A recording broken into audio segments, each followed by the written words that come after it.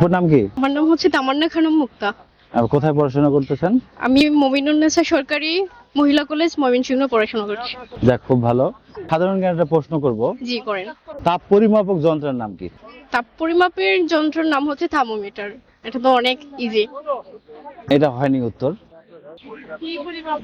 মানে একটু ভুল হয়ে গেছে। তাহলে বেরোমিটার। এটা ক্যালোরিমিটার। ক্যালোরিমিটার। হ্যাঁ, তাপ পরিমাপক যন্ত্রের নাম হচ্ছে ক্যালোরিমিটার।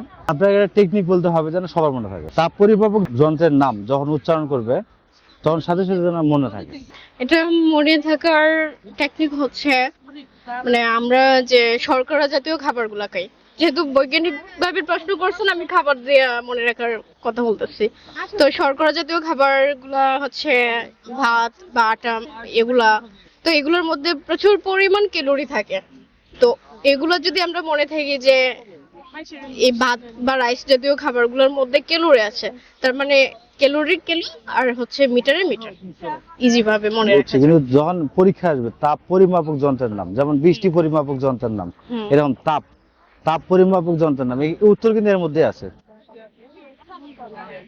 তাপ দিলে কি হয়, মানে আপনি যদি কোনো কিছু মানে হাড়ি পাতিল তাপ দেন, তো নিচটা পাতিল কি হবে? কালো হয়।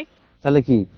তা কালোর থেকে কি কিলোমিটার এরকম? ক্যালোরিমিটার হয় না? ক্যালোরিমিটার, হ্যাঁ তা তো অবশ্যই হয়। তাহলে তাপ দিলে কালো হয়। জি এটা একটু ইজি হচ্ছে মনে হয়।